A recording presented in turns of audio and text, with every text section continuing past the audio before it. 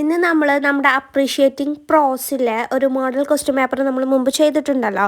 അപ്പോൾ അതിൽ നമ്മൾ 3 മാർക്സിൻ്റെ ക്വസ്റ്റ്യൻസുകൾ മുഴുവനായിട്ട് നമ്മൾ ഡിസ്കസ് ചെയ്തിട്ടുണ്ട്. ഇനി നമുക്ക് 5 മാർക്സിൻ്റെ കുറച്ച് ക്വസ്റ്റ്യൻ ഉള്ളൂ കേട്ടോ. 5 മാർക്സിൻ്റെയും എസ്സേ ക്വസ്റ്റ്യനും കൂടി നമുക്ക് നോക്കാം കേട്ടോ. അപ്പോൾ ഇതിന് മുമ്പത്തെ വീഡിയോ നിങ്ങൾ കണ്ടിട്ടില്ല എന്നുണ്ടെങ്കിൽ അത് മിസ്സാക്കാതെ പോയിട്ട് കാണാം കേട്ടോ. അതുപോലെ ക്വസ്റ്റ്യൻ ആൻസറും സമ്മറീസുകളൊക്കെ നമ്മുടെ ചാനലിലുണ്ട്, വേണ്ടവരത് പോയിട്ട് കാണാം. ഇനി നമുക്ക് ഈ ഒരു 5 മാർക്സിൻ്റെ ക്വസ്റ്റ്യൻ നോക്കാം. അതിലെ ഫസ്റ്റ് ക്വസ്റ്റ്യൻ ആണ് Bacon's observation on different types of reading. അതെന്താണ്? ബേക്കൻ്റെ അഭിപ്രായത്തിൽ ഒബ്സർവേഷനിൽ 4 തരത്തിലാണ് റീഡിങ് ഉള്ളത്. അതിൽ ഒന്നാമത്തത് ടേസ്റ്റ് ചെയ്യേണ്ടത്, രണ്ടാമത്തത് എന്താണ് സ്വാലോ ചെയ്യേണ്ടത്, മൂന്നാമത്തത് ച്യൂ ചെയ്യേണ്ടത്, നാലാമത്തെ ഡൈജസ്റ്റ്. എന്തൊക്കെയാണ്? Taste, swallow, chew, digest. അതെന്താണ്? ചില ബുക്സുകൾ നമ്മൾ അവിടെയും ഇവിടെയും മാത്രം വായിച്ചു പോയാൽ മതി അല്ലേ. ഇപ്പോൾ ടേസ്റ്റ് ചെയ്യേണ്ട ബുക്കുകൾ ജസ്റ്റ് ഒന്ന് നോക്കിയാൽ മാത്രം മതി. നമ്മൾ ജസ്റ്റ് അവിടെയും ഇവിടെയും ഹിയർ ആൻഡ് ദർ നോക്കുക, അത്രയേ ഉള്ളൂ. That means some books are just to be read here and there. Okay. ഇനി വേറെയുള്ള ബുക്സുകളോ some are to be read not with too much curiosity and eagerness. ചിലത് നമ്മൾ ഭയങ്കര ശ്രദ്ധയൊന്നും കൊടുത്ത് നമുക്കിങ്ങനെ ജസ്റ്റ് വായിച്ചു പോയാൽ തന്നെ നമുക്കത് മനസ്സിലാവും. ക്യൂരിയോസിറ്റിയും ഈഗർനെസ്സും കൂടുതൽ കൊടുക്കണ്ട ഒരു ബുക്കിന്. പിന്നുള്ളത് few books are to be read completely with diligence and attention. ചിലത് നല്ല മുഴുവൻ ശ്രദ്ധയോടെ നമ്മൾ വായിക്കണം. പക്ഷേ ചില ബുക്സുകളുണ്ട്, some books can be read by your agent and short notes made for you. അതായത് അത് ഒന്നെങ്കിൽ ഒരു ഏജൻറ്റിൻ്റെ സഹായത്തോടെ അല്ലെങ്കിൽ ഷോർട്ട് നോട്ട്സുകളൊക്കെ വെച്ചിട്ട് അത് നമുക്ക് വായിക്കാനോ അത് അണ്ടർസ്റ്റാൻഡ് ആക്കാൻ പറ്റുള്ളൂ കേട്ടോ. അപ്പോൾ ഈ ബുക്സുകളൊക്കെ അൺഇമ്പോർട്ടൻറ്റ് വർക്ക്സിൻ്റെ കാര്യത്തിലാണ്, കേസസിൻ്റെ കാര്യത്തിലാണ്. പക്ഷേ ചില ബുക്സുകളുണ്ട്, ഡിസ്റ്റിൽഡ് ബുക്സ് എന്ന് പറയുന്നത് ഈസ് ജസ്റ്റ് ലൈക്ക് ഡിസ്റ്റിൽഡ് വാട്ടറിനെ പോലെയാണ് കേട്ടോ.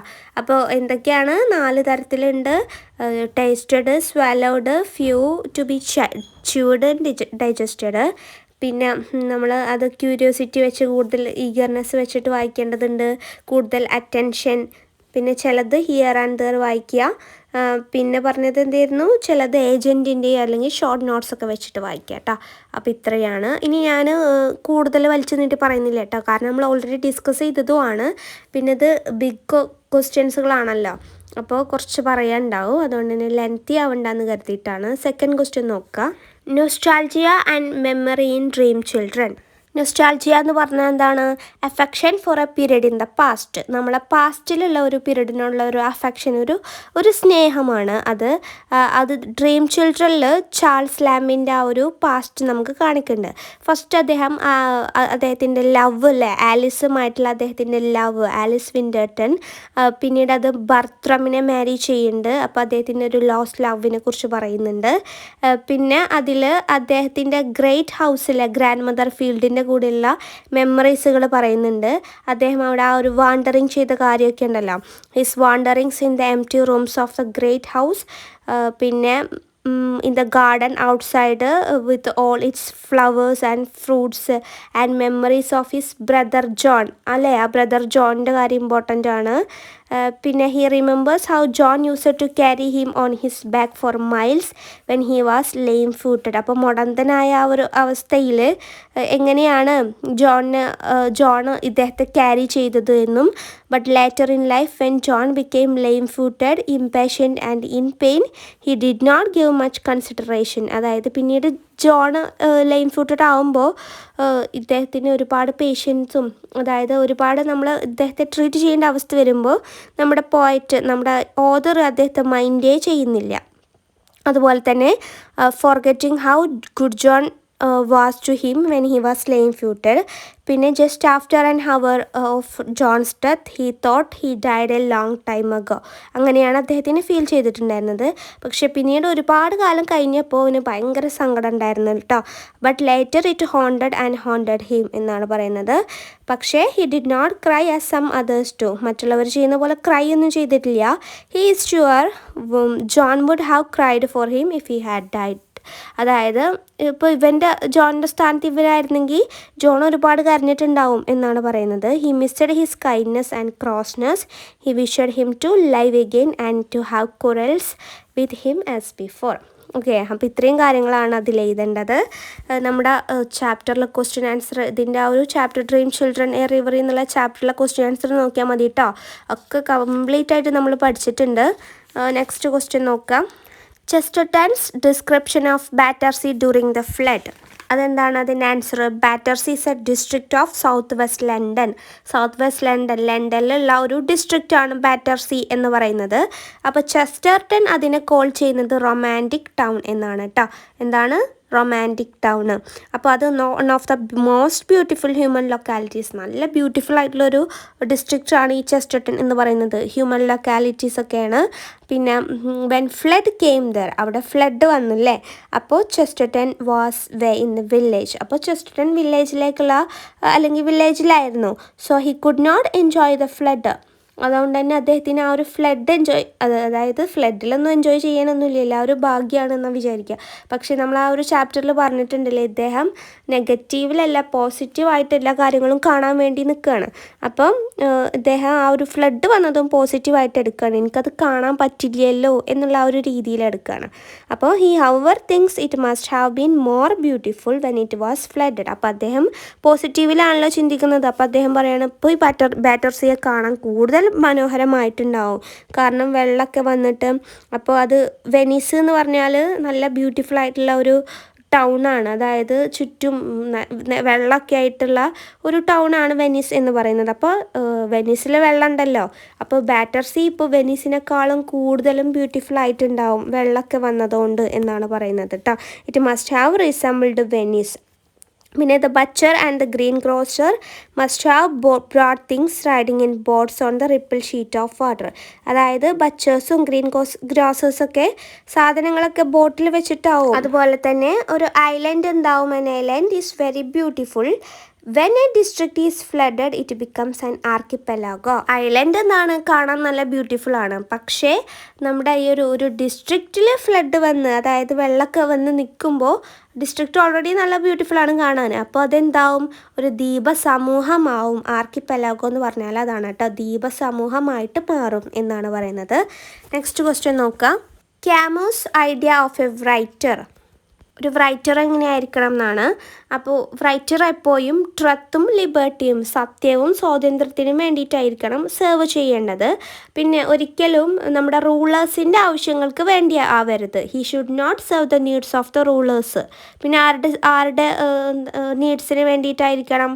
ബട്ട് ഓഫ് ദ സഫറിങ്, ആരാണ് സഹിക്കുന്നത് അവരുടെ നീഡ്സിന് വേണ്ടിയിട്ടായിരിക്കണം റൈറ്റർ എപ്പോഴും. പിന്നെ writer has no other claims but those he shares with his fellow writers. A writer is obstinate. എന്താണ് ഒബ്സ്റ്റിനേറ്റ് എന്ന് പറഞ്ഞാൽ? പിടിവാശിയുള്ള ആളാവണം. എപ്പോൾ? As he works for justice and work without shame or pride. അതായത് ജസ്റ്റിസ്, നീതിക്ക് വേണ്ടിയിട്ട് അദ്ദേഹം എഴുതുമ്പോൾ അദ്ദേഹം ഒബ്സ്റ്റിനേറ്റ്, പിടിവാശിക്കാരനായിരിക്കണം എന്നാണ്. And work without shame or pride, അതായത് ഒരു നാണവും അഭിമാനമൊന്നും നോക്കാതെ അദ്ദേഹം അതിന് വർക്ക് ചെയ്യണം എന്നാണ്. He does not get divided between sorrow and beauty. അതായത് സോറോയുടെയും ബ്യൂട്ടിയുടെയും ഇടയിൽ അദ്ദേഹം ഡിവൈഡ് ചെയ്യരുത് എന്നാണ്. He does his best to erect his creations in the destructive movement of history. Erect എന്ന് പറഞ്ഞാൽ എന്താ? ഉയർത്തുക. അപ്പോൾ ഒരു റൈറ്റർ നല്ലപോലെ ഇറക്റ്റ് ചെയ്തിട്ടുണ്ട് ആരെ? Creation in the destructive movement of history. നമ്മുടെ ആ ഒരു പഴയ ചരിത്രം ഉണ്ടല്ലോ, ഡിസ്ട്രക്റ്റീവ് മൂവ്മെൻറ്റ് ഓഫ് ഹിസ്റ്ററിയിലൊക്കെ അത്രയും ചരിത്രത്തിൽ നിന്നൊക്കെ ഉയർത്തിക്കൊണ്ട് വന്നിട്ടുണ്ട് അവൻ്റെ ക്രിയേഷൻസിനെ, ആര്? റൈറ്റർ കേട്ടോ.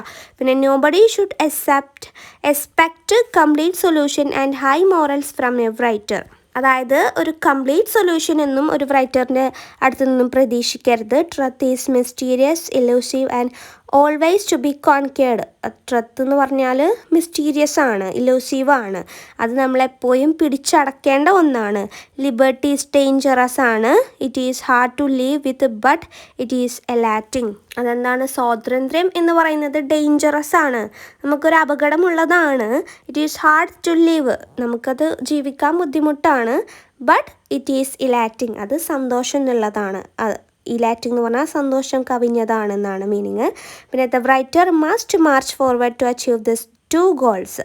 2 ഗോൾസ് അച്ചീവ് ചെയ്യാനാണ് നമ്മുടെ റൈറ്റർ ഫോർവേഡ് ചെയ്യേണ്ടത്. Writer must march forward to achieve this 2 goals. എന്തൊക്കെയാണ്? Truth and liberty. അതുപോലെ പെയിൻഫുള്ളി ആൻഡ് റെസൊല്യൂട്ട്ലി പറഞ്ഞാൽ ഉറച്ച ഒരു ദൃഢനിശ്ചയത്തോടെ എന്നാണ്. അപ്പോൾ ഇത്രയും കാര്യങ്ങളാണ്, അതൊക്കെ എഴുതുക. നെക്സ്റ്റ് 20th ക്വസ്റ്റ്യൻ നോക്കുക. How does Mrs. Roy elucidate the unholy alliance between power and nationalism in her essay? അപ്പോൾ ആൻസർ ചെയ്താൽ Roy clearly exposes the unholy alliance between power and nationalism in her essay Come September. She quotes the dangers of militant nationalism when combined with power. അതായത് അവൾ coat ചെയ്യുന്ന എക്സാമ്പിളുകൾ ഏതൊക്കെയാണ് അതിൽ കൊടുക്കുന്നത്? Second world വാറും അതുപോലെ war against ടെററിസമാണ്. അപ്പോൾ ഇതിൽ സെക്കൻഡ് വേൾഡ് വാറിൻ്റെ ഇമ്പോർട്ടൻറ്റ് കോസ് എന്ന് വെച്ചാൽ എന്തായിരുന്നു? Militant nationalism of Hitler and Nazi അല്ലേ, നമ്മൾ പഠിച്ചിട്ടുണ്ട് അതൊക്കെ. Nazi is a member of National Socialist German Workers Party. The Nazis led by Hitler thought they are superior race fit to govern the entire world. അതായത് ഹിറ്റ്ലറും നാസിയൊക്കെ വിചാരിച്ചിരുന്നത് അവരാണ് ഏറ്റവും superior, ഈ ലോകം തന്നെ ഞങ്ങളാണ് അടക്കി ഭരിക്കേണ്ടത് എന്നൊക്കെയാണ് അവർ വിചാരിച്ചിട്ടുള്ളത്. പിന്നെ പറയുന്നത് the Jews were hounded down. നമ്മുടെ ഹിറ്റ്ലറിൻ്റെ കാലത്ത് ജ്യൂസുകൾ ഒരുപാട് കഷ്ടതകൾ സഹിച്ചിട്ടുണ്ടല്ലോ. അതുപോലെ 50 to 20 million Jews were either killed or persecuted in the concentration camp. Okay, 15 to 20 million ജ്യൂസുകൾ ഒന്നെങ്കിൽ കില്ലാവുക അല്ലെങ്കിൽ കോൺസെൻട്രേഷൻ ക്യാമ്പിൽ നിന്നൊക്കെ പെർസിക്യൂട്ടഡ് ആയിട്ടുണ്ട്. As a result Zionism became very strong. Zionism എന്ന് പറഞ്ഞാൽ എന്തായിരുന്നു? Is the movement for the re establishment of a Jewish nation. Now it concentrates on the development and protection of a Jewish nation. ഇപ്പോൾ അതെന്താണ്? ഇത് concentrate ചെയ്യുന്നത് development and protection of a Jewish നേഷനാണ് കേട്ടോ. അപ്പോൾ അതിപ്പോൾ ഇസ്രായേലിലാണുള്ളത്. പിന്നെ world war 2 and the Israel Palestine conflict caused untold miseries to people. Mussolini's Italy with its fascist ideology also pursued militant nationalism. ഹിറ്റ്ലറിൻ്റെ പോലെ തന്നെയായിരുന്നു അല്ലേ, ഫാസിസവും നാസിസവും ഒരേപോലെയാണ്. അതും മിലിറ്റന്റ് നാഷണലിസമാണ് പർസ്യൂ ചെയ്തിട്ടുള്ളത്. Both Hitler and Mussolini had power and when it combined with their perverted nationalism the world witnessed terrible tragedies. ഇത് രണ്ടും കൂടി ചേർന്നപ്പോൾ നമുക്ക് ടെറിബിൾ ട്രാജഡീസുകൾക്ക് വിറ്റ്നസ് ആവേണ്ടി വന്നു എന്നാണ്. അപ്പോൾ അതാണ് അതിൻ്റെ ആൻസർ. ഒന്നുമില്ല, നമ്മൾ പഠിച്ച കാര്യങ്ങൾ തന്നെയാണ്. അതായത് അവളുടെ ആ ഒരു കം സെപ്റ്റംബർ എന്നുള്ള ആ ഒരു എസ്സേയിൽ മിലിറ്റന്റ് നാഷണൽസ് ആ ഒരു ഡേഞ്ചേഴ്സിനെ കോട്ട് ചെയ്യുന്നുണ്ട്. ഏതൊക്കെ പറഞ്ഞിട്ടാണ് എക്സാമ്പിളായിട്ടുള്ള കൊടുത്തിട്ടുള്ളത്? സെക്കൻഡ് വേൾഡ് വാറും നമ്മുടെ ഒരു വാർ അഗെയിൻസ്റ്റ് ടെററിസവും ആണ്. അപ്പോൾ സെക്കൻഡ് വേൾഡ് വാറിൻ്റെ മെയിൻ കോസ് എന്താണ്? നമ്മുടെ നാസി അതുപോലെ ഫാസിസം, ഹിറ്റ്ലർ, മുസോളിനിയുടെ ആ ഒരു ഉയർത്ത് എഴുന്നേൽപ്പാണ്. അതെന്താണ്? അവരെന്തുകൊണ്ടാണ് വരുന്നത്? മിലിറ്റന്റ് നാഷണൽസ് ആയിട്ടാണ്. അപ്പോൾ ഹിറ്റ്ലറിൻ്റെ ആ ഒരു വിചാരം അവരാണ് ഏറ്റവും സുപ്പീരിയർ റേസ്, എൻറ്റയർ വേൾഡിനെ തന്നെ ഗവേൺ ചെയ്യാനുള്ള എന്നാണ്. പിന്നെ ജ്യൂസുകാരെ അവരുടെ ആ ഒരു ഭരണകാലത്ത് ഒരുപാട് അനുഭവിച്ചിട്ടുണ്ട്. 50 to 20 million ജ്യൂസൊക്കെ കില്ലഡായി ഓർ എയ്തർ പെർസിക്യൂട്ടഡ് ആയി. പിന്നെ അതുകൊണ്ടാണ് സയനിസം വെരി സ്ട്രോങ് ആയിട്ട് വന്നത്. സയനിസം എന്താണ്? Re establishment of the Jewish nation. ഇപ്പോൾ ഇതുള്ളത് നമ്മുടെ ഇസ്രായേലിലാണ്. ഇപ്പോൾ ഇത് എന്തിനു വേണ്ടിയിട്ടാണ്? Development and protection of the Jewish nation, Jewish എന്നാണ്. പിന്നെ വേൾഡ് വാർ 2 അതുപോലെ Israel Palestine conflicts caused and untold miseries to the people. Mussolini's Italy ഇതേപോലത്തെ ഐഡിയോളജി എന്തൊക്കെ ആയിട്ടാണ് വന്നത്. അപ്പോൾ ഇത് രണ്ടും കൂടി ചേർന്നപ്പോൾ അതെന്തിന്? വലിയ ടെറിബിൾ ട്രാജഡീസിന് നമ്മുടെ ലോകം വിറ്റ്നസ്ഡ് ആയി എന്നാണ് പറയുന്നത് കേട്ടോ. 21st നോക്കുക. How does pico year establish that punctuation became A signature of culture? അതായത് നമ്മുടെ ഈ ഒരു പങ്ക്ച്വേഷൻസുകൾ ഉണ്ടല്ലോ, അത് നമ്മുടെ കൾച്ചറിൻ്റെ ഭാഗമായിട്ട് എങ്ങനെയാണ് മാറുന്നതെന്നാണ്. അപ്പോൾ നമ്മുടെ സ്പാനിഷ്കാരൊക്കെ ഡബിൾ എക്സ്ക്ലമേഷൻ മാർക്സ് യൂസ് ചെയ്യും. അതുപോലെ ക്വസ്റ്റ്യൻ മാർക്സും യൂസ് ചെയ്യുന്നത് എന്തിനാണ്? ഹൈറ്റൻഡ് ഇമോഷൻ, അതായത് അവരുടെ ആ ഒരു കാഠിന്യം, ഇമോഷൻ്റെ കാഠിന്യം കാണിക്കാൻ വേണ്ടിയിട്ടാണ്. ഹൈറ്റൻ എന്ന് പറഞ്ഞാൽ ആ ഒരു കാഠിന്യം കാണിക്കാൻ വേണ്ടിയിട്ട് അവർ ക്വസ്റ്റ്യൻ മാർക്കുകളും ഡബിൾ എക്സ്ക്ലമേഷൻ മാർക്സുകളും യൂസ് ചെയ്യും എന്നാണ് പറയുന്നത്. അപ്പോൾ ഓരോ ഇപ്പോൾ കൾച്ചറിനനുസരിച്ചായിരിക്കുമ്പോൾ ഓരോ കൺട്രീസിലും ഡിഫറെൻറ്റ് കൾച്ചർ ആയിരിക്കും. അപ്പോൾ പങ്ക്ച്വേഷൻ മാർക്കിൻ്റെ ആ ഒരു കൾച്ചറാണ് പറയുന്നത് കേട്ടോ. ചില കൺട്രീസിലുള്ള സ്പാനിഷിൽ ഡബിൾ എക്സ്ക്ലമേഷൻ മാർക്സുകൾ അതുപോലെ ക്വസ്റ്റ്യൻ മാർക്സും എന്തിന് യൂസ് ചെയ്യും? Their heightened emotion. ഓക്കെ, പിന്നെ the ideograms in Chinese increase their difficult character. എന്താണ് ഇഡിയോഗ്രാംസ് എന്ന് പറയുന്നത്? ആ ഒരു ചിത്രലിപി അല്ലെങ്കിൽ ആശയ ലിപി ചൈനീസിലുള്ള അവരുടെ ആ ഒരു ക്യാരക്ടറിൻ്റെ ഡിഫിക്കൽട്ട് ഇൻക്രീസ് ചെയ്യിപ്പിക്കും എന്നാണ് പറയുന്നത് ചൈനീസിലുള്ള കേട്ടോ. പിന്നെ the Chinese people are already very difficult people as we can understand them and their way of thinking. പിന്നെ പറയുന്നത് and their picture characters make their writing all the more complicated. നമുക്കറിയാം ചൈനീസുകാരുടെ ആ ഒരു റൈറ്റിംഗ് അല്ലേ ഭയങ്കര കോംപ്ലിക്കേറ്റഡ് ആയിട്ടാണ് അത് കാണപ്പെടുന്നത് നമുക്കൊക്കെ. പിന്നെ the anarchy and noise of the 16s were seen in the exploding exclamation marks, capital letters and italics in Tom Wobb's prose.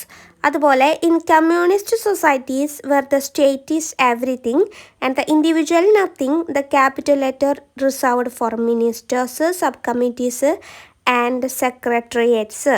അതായത് കമ്മ്യൂണിസ്റ്റ് സൊസൈറ്റിയിൽ നമ്മുടെ സ്റ്റേറ്റിന് കൂടുതൽ ഇമ്പോർട്ടൻസ് കൊടുക്കും. ഇൻഡിവിജ്വലിന് നമ്മളിപ്പോൾ സാധാരണ ചില ഇൻഡിവിജ്വൽ നെയിംസ് ഒക്കെ എഴുതുമ്പോൾ അവിടെ നമ്മൾ ക്യാപിറ്റൽ ലെറ്റർ യൂസ് ചെയ്യും അല്ലേ. പക്ഷേ ഇവിടെ capital letters only reserved for ministers, subcommittees and secretariats. ഇവർക്ക് മാത്രമേ ക്യാപിറ്റൽ ലെറ്റർ യൂസ് ചെയ്യാൻ പാടുള്ളൂ. The capital letter is reserved for ministers, subcommittees and secretariats കേട്ടോ. അപ്പോൾ ഇത്രയും കാര്യങ്ങളാണ്. അപ്പോൾ ഇതിൻ്റെ ക്യാൻസർ നമ്മുടെ ആ ഒരു in praise of the humble comma എന്നുള്ള ആ ഒരു ചാപ്റ്ററിൽ ഉണ്ടാവും കേട്ടോ. അതിലെ ക്വസ്റ്റ്യൻ ആൻസർ ഉള്ളതാണ് ഇതൊക്കെ. ഇനി നെക്സ്റ്റ് ക്വസ്റ്റ്യൻ നോക്കാം. 22 നോക്കാം. Usha Yesudasan use the Victor Hugo's Les Miserable to explain the clash between justice and mercy. അതായത് നമ്മൾ പറഞ്ഞിട്ടുണ്ട് ഈ ഒരു ഇദ്ദേഹത്തിൻ്റെ വിക്ടർ ഹ്യൂഗോയുടെ ലെസ് മിസറബിൾ എന്ന ആ ഒരു നോവലിനെ എടുത്തിട്ടുള്ള കഥയാണല്ലോ ഇത്. അപ്പോൾ ആ ഒരു കഥ എഴുതി വെക്കുക, അത്രയേ ഉള്ളൂ കേട്ടോ. ജീൻ വാൽഷോൺ ഒരു അൺഎംപ്ലോയിഡ് പെസൻ്റ് ആയിരുന്നു. ബ്രെഡ് മോഷ്ടിക്കുന്നു, അതിന് ജയിലിലാവുന്നു, അവിടുന്ന് ഒളിച്ചോടുന്നു, ബിഷപ്പിൻ്റെ അടുത്തെത്തുന്നു. ബിഷപ്പിൻ്റെ കൈൻഡ്നെസ്സും ഇതൊക്കെ കണ്ടിട്ട് അവിടെ ഷെൽട്ടറൊക്കെ ചെയ്യുന്നു. പിന്നീട് ക്യാൻഡിൽ സിൽവർ സ്റ്റിക്ക് മോഷ്ടിച്ചിട്ട് അദ്ദേഹം പോകുന്നു. വീണ്ടും പോലീസ് പിടിക്കുന്നു. പിന്നെ വേഷം മാറുന്നു. ഞാൻ ഫുൾ കഥ പറഞ്ഞു തന്നിട്ടുണ്ടല്ലോ, ഫുൾ കഥ നിങ്ങൾക്ക് അറിയാവും ഇപ്പോൾ. അപ്പോൾ അത് നിങ്ങൾ ജസ്റ്റ് ചെയ്താട്ടോ, അത്രയേ ഉള്ളൂ. ഇനി 23 നോക്കുക. The atomic explosion in the city of Hiroshima. അത് വിവരിച്ച് എഴുതാനാണ്. അപ്പോൾ അന്ന് നല്ലൊരു മൈൽഡ് വിൻഡൊക്കെ ഉണ്ടായിരുന്നു. എന്നാണ് അത് സംഭവം? 1945 ഓഗസ്റ്റ് 6 കേട്ടോ. അപ്പം ആ ഒരു ദിവസം നല്ല ഒരു ഫൈൻ ഡേ ആയിരുന്നു. നല്ല മൈൽഡ് വിൻഡും നല്ല ഗുഡ് വിസിബിലിറ്റി ഒക്കെ ഉണ്ടായിരുന്നു. അപ്പോൾ രാവിലെ 7 മണിക്ക് ഒരു റെയ്ഡ് വാർണിംഗ് സൗണ്ട് ഉണ്ടായിരുന്നു. അപ്പോൾ 4 അമേരിക്കൻ B-29 പ്ലെയിൻസുകൾ അവിടെ അപ്പിയർ ചെയ്തിട്ടുണ്ടായിരുന്നു. പക്ഷെ അത് പെട്ടെന്ന് തന്നെ ഡിസപ്പിയർ ആയി. പിന്നെ ഒരു 7:30 ആയപ്പോൾ ഓൾ ക്ലിയർ സിഗ്നൽ വന്നു. All clear signal was given. അപ്പോൾ എല്ലാവരും വിചാരിച്ചു ഫീലിംഗ് സേഫ് ആണെന്ന്. People came out of their shelters and the work of the day began. ജനങ്ങൾ വിചാരിച്ചു ഞങ്ങളൊക്കെ സേഫ് ആണെന്ന് വിചാരിച്ച് അവരുടെ ജോലി കണ്ടിന്യൂ ചെയ്തുകൊണ്ടിരുന്നു.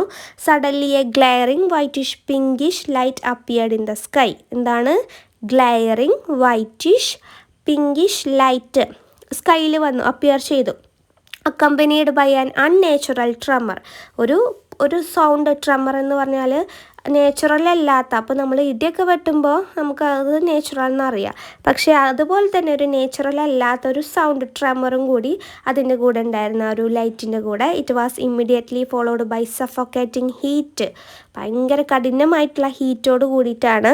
Which swept away everything on its path. അതായത് എല്ലാം അതിൻ്റെ വൈക്കാക്കി എന്നുള്ളതാണ്.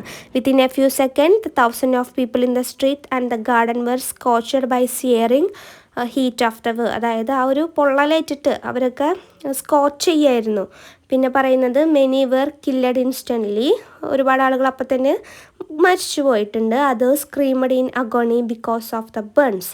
അതായത് സ്ക്രീം ചെയ്യായിരുന്ന ആ ഒരു പൊള്ളുന്ന വേദനയിൽ. Everything was annihilated. The debris spun round in the world wide and was carried into the air. അതായത് അതൊക്കെ പാറിപ്പറക്കായിരുന്നു എന്നാണ്. Trams were thrown aside as if the had no weight. ട്രാംസുകൾ ട്രെയിനൊക്കെ വെയിറ്റ് ഇല്ലാത്ത പോലെ പാറായിരുന്നു.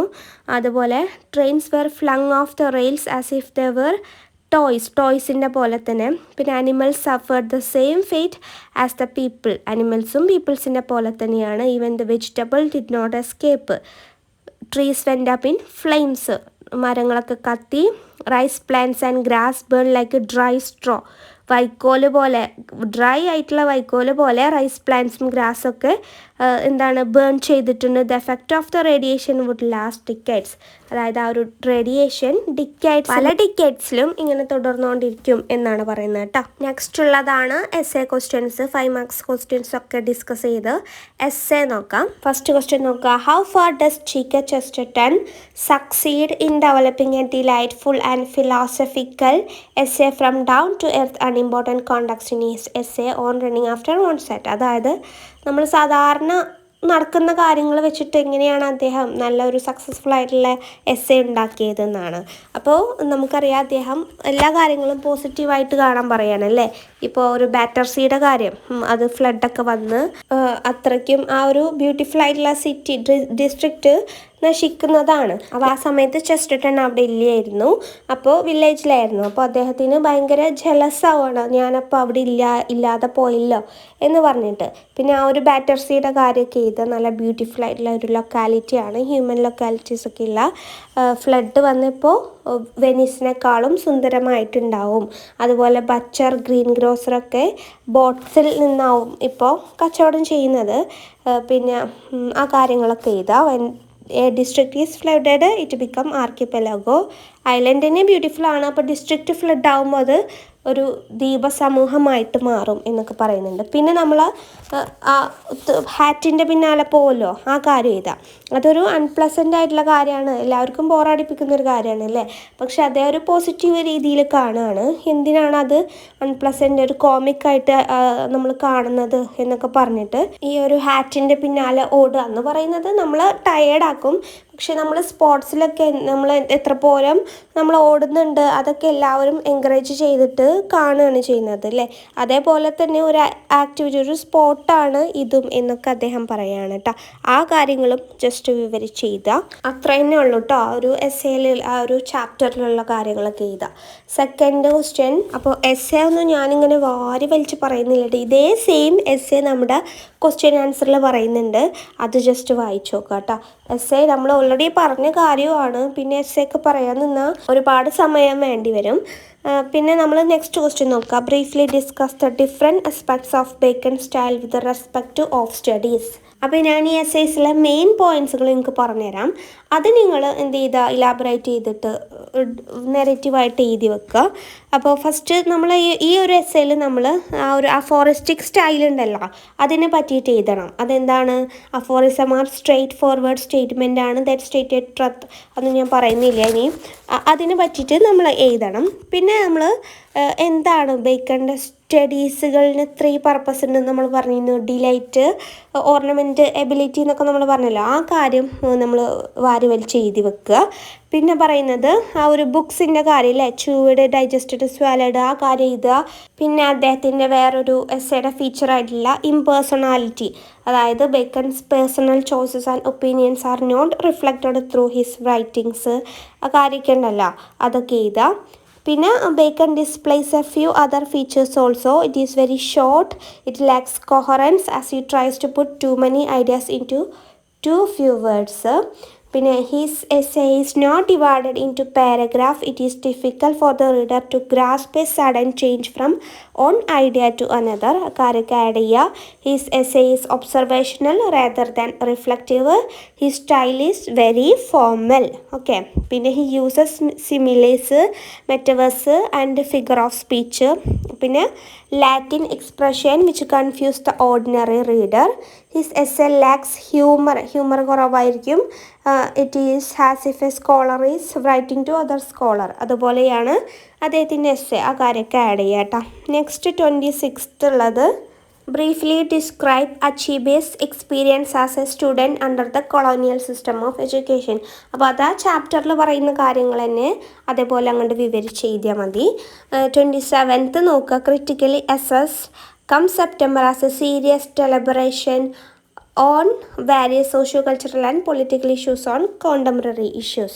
അപ്പോൾ അതിൽ നമ്മൾ ഇൻക്ലൂഡ് ചെയ്യേണ്ട കാര്യങ്ങൾ എന്തൊക്കെയാണെന്ന് വെച്ചാൽ അവൾ പറയുന്ന അവളുടെ ആ ഒരു എസ്സേയിൽ തന്നെ അവൾ ഒരുപാട് സോഷ്യോ കൾച്ചറൽ പൊളിറ്റിക്കൽ ഇഷ്യൂസുകൾ പറയുന്നുണ്ടല്ലോ അല്ലേ. സെപ്റ്റംബറിൽ നടന്നിട്ടുള്ള ഒരുപാട് ട്രാജഡീസുകൾ ഡിസാസ്റ്ററുകൾ അവൾ അതിൽ പറയുന്നുണ്ട്. ഏതൊക്കെയാണ്? War on terrorism, US foreign policy, അതുപോലെ ദ കോപ്പ് ഡിക്റ്റേറ്റ് ഇൻ ചിലെ, പിനോഷെ ആ കാര്യമൊക്കെ ഉണ്ടല്ലോ, പിനോഷയുടെ കാര്യം, സയണിസം, അറബ് ഇസ്രായേൽ കോൺഫ്ലിക്റ്റ്, പിന്നെ plight of Palestinians, war in Afghanistan, ഈ കാര്യങ്ങളൊക്കെ പറയുന്നുണ്ട്. Hamid Karzai as a president, Iraq war, Indo Pakistan, free market, globalization. അപ്പോൾ ഇതൊക്കെ അവൾ സെപ്റ്റംബർ 9/11 അങ്ങനെയായിട്ട് അവൾ പറയുന്നുണ്ട് ഈ കാര്യങ്ങളൊക്കെ. അപ്പോൾ ആ ഓരോ കാര്യങ്ങളും വിവരിച്ച് എഴുതാണ് ചെയ്യുന്നത് കേട്ടോ. പിന്നെയുള്ളത്, അപ്പോൾ ഈ കാര്യങ്ങളൊക്കെ നിങ്ങൾ പഠിച്ചിട്ടുണ്ടാവും, അല്ലെങ്കിൽ പഠിച്ചിട്ടില്ലെങ്കിൽ വേഗം പോയിട്ട് അതൊക്കെ നോക്കി വെക്കാം. അപ്പോൾ ഇത്രയൊക്കെയാണ് ഈ ഒരു ക്വസ്റ്റ്യൻ പേപ്പറിലുള്ളത്. മോഡൽ ക്വസ്റ്റ്യൻ പേപ്പറാണ്. അപ്പോൾ മെയിൻലി നമ്മൾ ചാപ്റ്റർ നല്ല പോലെ വായിക്കാം കേട്ടോ. എന്നാലും നമുക്ക് എസ്സേ ഒക്കെ വന്നാൽ വിവരിച്ച് അത് എഴുതാൻ പറ്റുള്ളൂ. ഓരോ പോയിൻ്റ് ടോപ്പിക് എടുത്തിട്ട് അതിനെക്കുറിച്ച് നമ്മൾ ഇലാബറേറ്റ് ആക്കിയിട്ട് എഴുതുക. ഓക്കെ, അപ്പോൾ ഇത്രയൊക്കെ ഉള്ളൂ. വീഡിയോ ഇഷ്ടപ്പെട്ടാൽ ലൈക്ക് ചെയ്യുക, ഷെയർ ചെയ്യുക, സബ്സ്ക്രൈബ് ചെയ്യുക കേട്ടോ. Thank you.